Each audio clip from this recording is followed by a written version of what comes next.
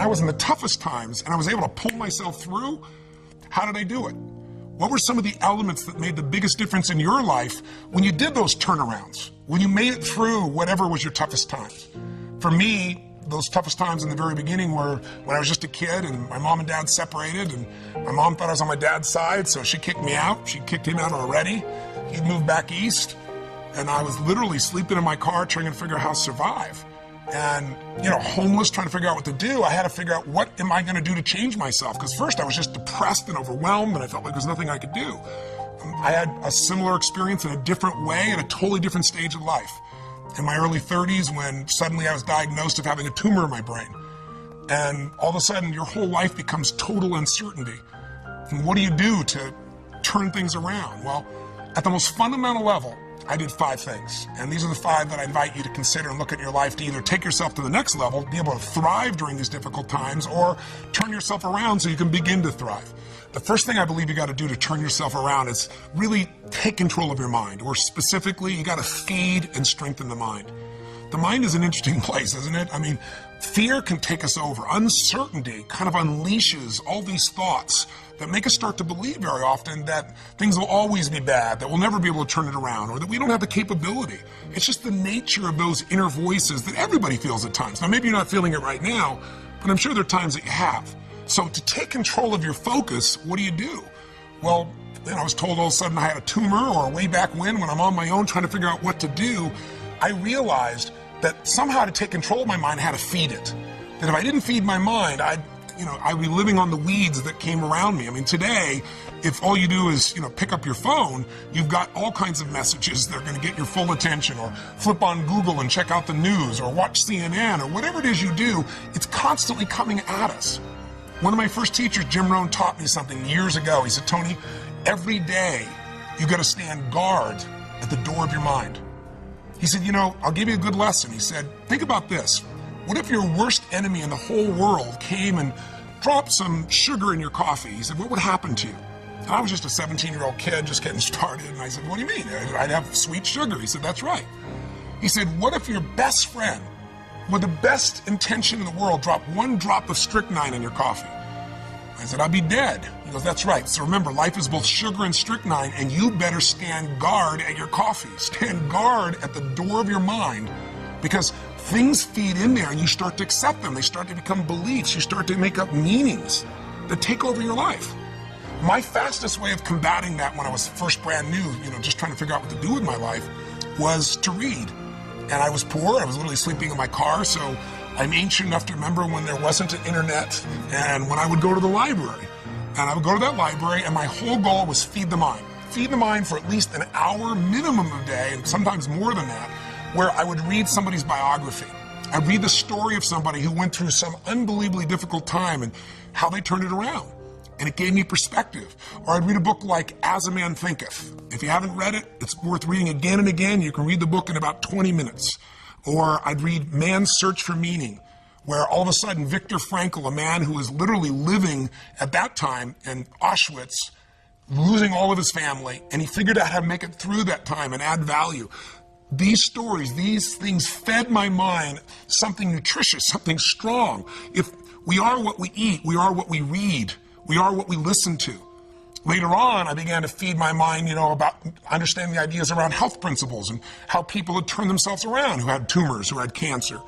I did the same thing most of my life, starting when I was 17, by listening to audio tapes. I went out, I was constantly feeding my mind. I didn't let or hope that a good idea would interrupt me or interject itself upon me. I knew a great idea had to be pursued. I had to go after it. I had to feed and strengthen my mind every single day. So I did it with audio tapes, I did it with books, and I did it by literally doing incantations, saying to myself something over and over again with such intensity till my mind began to believe it. So reading, listening, feeding your mind is the first step to get out of that place of uncertainty and to start to re-tap into your real ability to thrive in any environment. What's the second key? Well, number 2 is you got to feed and strengthen your body. As simple as that sounds, if you've been around any of my work at all, I believe physiology first. And sometimes even try to feed your mind. You can feed it, but those thoughts keep coming back. What's going to change that mind faster than anything else is a radical change in your body. A radical shift in your physiology.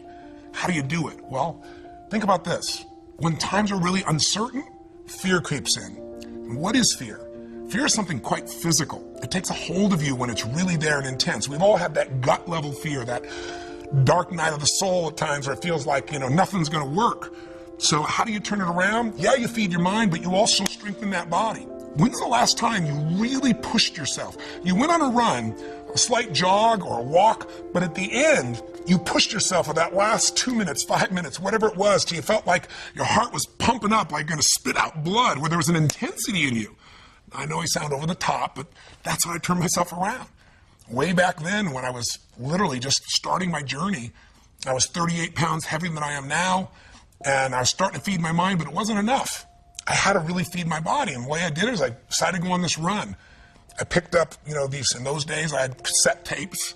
Again, that's how ancient I am, sorry. There was a time before, iPods or anything of that nature, and I listened to this song, this cassette tape. It was by this group, and it was a female group called Heart, and the song was Barracuda, I'll never forget. And I went out there and I decided to go on a run. Man, I hadn't run for God only knows how long, years. And I had a nice big fat belly. But again, I pushed myself so hard, like I had nothing left, and I pushed myself even more. And when that blood started rushing in me, when that was pumping in my brain and my body, or go out and lift weights, go out and push yourself and feel yourself have to force through whatever was your limitation before. When that gets inside you, that physical strength again, that sense of breaking through, every part of you starts to operate differently. Your body changes, so does your mind. What's the third key? Well, that third step is you got to get a role model that inspires you and really shows you the way. One of the biggest things that'll change you once you're mentally and physically strong is you need to believe. You need to not just have a sense of certainty, but you got to believe that there is a pathway to get to where you want to be. Whatever it is you want to change, whether it be your body, your mind, your emotions, your finances, your relationship, you need a role model. So, for example, last October, I realized I only had a few minutes to be on television. How do I get these people that think they've lost their nest egg and it'll never come back to not just think I'm being positive, but show them a real example? That's what a role model is, I should say. It's a real example.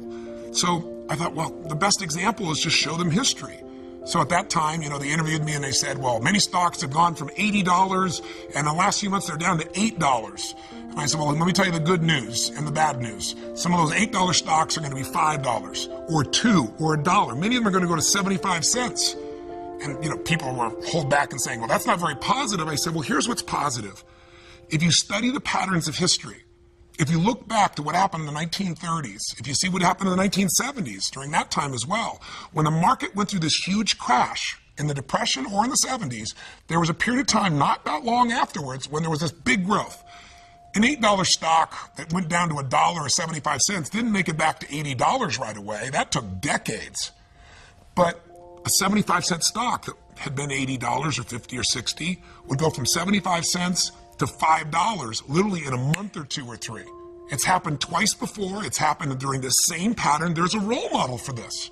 That means you would go from 75 cents to $5. That's a 2,000% increase. That's a greater return than most investors will see over their entire lifetime. It can happen in 2 or 3 months. You can make it back. Now, I said, but I don't know if now's the time to jump in. I just know that time is coming. You got to study it. And then, I told investors, look at Sir John Templeton. He had just passed away a few months before. I was fortunate enough to know him. If you don't know the name, he's one of the greatest investors in history. And he became an investor, a billionaire, I should say, by being an investor, and he started with $10,000. How do you do that?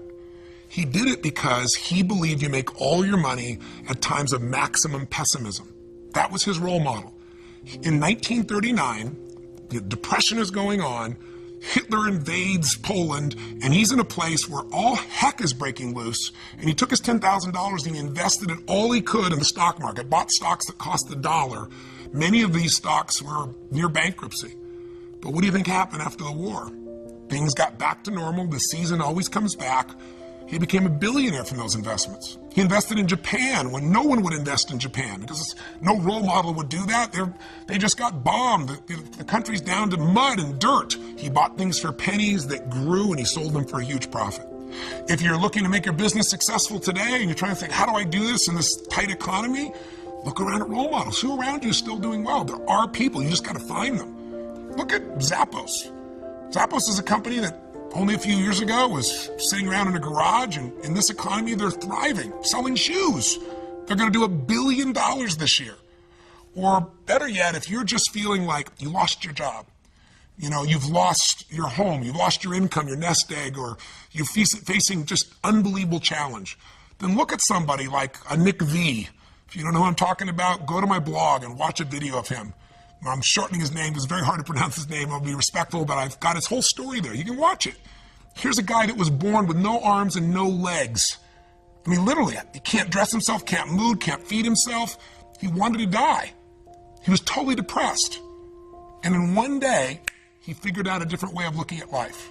He somehow began to strengthen his mind and body, and he got a different role model of what was possible inside of himself. And now he inspires people all over the world.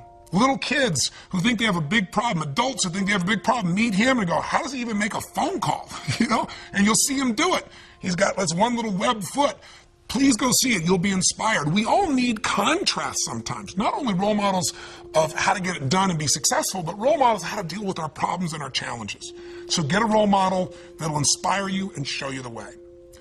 And the fourth key now is you've got to get a proven plan, and you got to take massive action.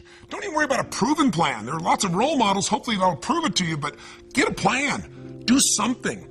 I tell people all the time, you got to remember the power of massive action. So often in life, people don't begin the journey because they're not quite sure what to do or how to do it right or how to do it perfect. If you want to change your body, get yourself moving. Don't wait for the perfect trainer. Just go out there and move. Put on your shoes and move and get momentum. Just remember, progress equals happiness. If you can start to make progress, if you can get yourself going, even if it's not perfect, if it doesn't work, you know what to do. Just change your approach. If that doesn't work, change your approach. But if there's anything that'll shift your life, that'll get you to thrive in a difficult situation, is take some massive action. Try something else. Change it, try it, move it. I go on and on this, but I want to be respectful to your time, so let me give you the final key, number 5. Number 5, I think, is the most important of all. So just to remind you, first thing you got to do is feed and strengthen that mind. Read, listen, feed the mind. Take control of that focus. Stand guard at what other people are saying. Focus on what it is you're here to give, what you can control, what you can make happen. Number 2, feed and strengthen that body. Remember, fear, uncertainty, they're physical experiences. So the best way to deal with something physical is get physical. Change that body. Go lift some weights. Go for that run. Do something that's going to get you in that state. If you've been to our seminars, you know exactly what to do. But get that hour of power going, that 15 minutes to thrive, if you're familiar with that, to train your body and mind to be strong again. Number 3, make sure you put yourself in that position where you find a role model that's going to inspire you and show you that way. Maybe it's a contrasting role model. You think your life's so tough? Find somebody with tougher who's really turned it around.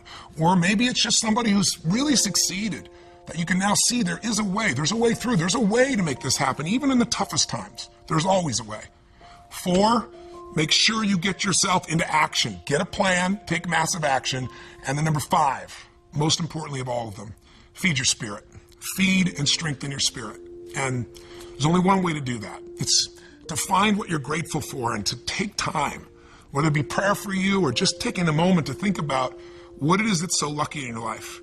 There's a rejuvenation in our spirit when we stop taking things for granted. And when, most importantly, what feeds your spirit is to give, to find a way to do something for someone else who's worse off than you are. Because what is this all about? It's about strength, and it's about perspective, it's about action, it's about emotion, and it's about heart. And so many people, miss the opportunity to feel like their life makes a difference. I'm a big believer that motive does matter, that why you do something people can feel, that people may be skeptical, they may have their judgments or their fears because they've been through so much, but in my experience, ultimately, why you're doing something people feel, and if you're doing this because some part of you knows that you're here in life not just to get but to give, then there's a spark that happens in other people because they feel the genuineness of that, and there's a spark that happens in you because it reminds you what you're made for. Like Thanksgiving is coming, and it's supposed to be a time of giving thanks, right? But unfortunately for a lot of people, what we're finding is it's just about eating turkey or, eating so much and going and watching the ball game and forgetting what the spirit of the holiday is really about. Many of you who know me probably know the story of what's happened in my life and why I'm sharing this with you right now. Because when I was 11 years old, my family, a young brother and sister, I'm the oldest, and my father and my mother, we were in a position where my father had lost his job and we had no money and no food. And we wouldn't have starved, but we certainly weren't going to have a Thanksgiving dinner, that's for sure. And it was depressing, and my father was saying things to my mother, and mother was saying things to my father that, you never forget and you can never take back. And we were in this psychological, emotional hole, and it felt like nothing could get better. And what changed my life was a simple act of kindness. Somebody who, to this day, I'm emotionally even thinking about it still. That's why I want to talk to you today. To this day, I don't know who it was. But they decided, or knew our family, I guess, and they sent a delivery guy to knock on the door. And, my parents were fighting, so I answered the door. And there was this tall man standing with this big box of food, everything you could imagine for this holiday. And beside him on the ground was this black pan with an uncooked turkey in it. And he said, "Is your father here?" And I said, "Just one moment." And I quickly went over and grabbed my dad and didn't tell him who it was at the door. Just said, you got to answer it. And opened the door. And unfortunately, my father didn't take in the gift. He was angry. He said, "We don't accept charity." He was very intense about it. And it was a seminal experience in my life because I wanted to celebrate, and ultimately it became a celebration for the rest of my family.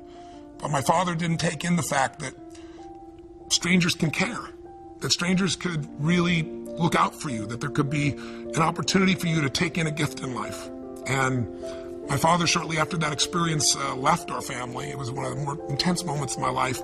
But the beauty that came out of that event is the reason why I'm here right now, not just talking to you in this conversation here on the internet, but the reason I do what I do is because I was penetrated by this kindness, because the meaning I gave it was that strangers care.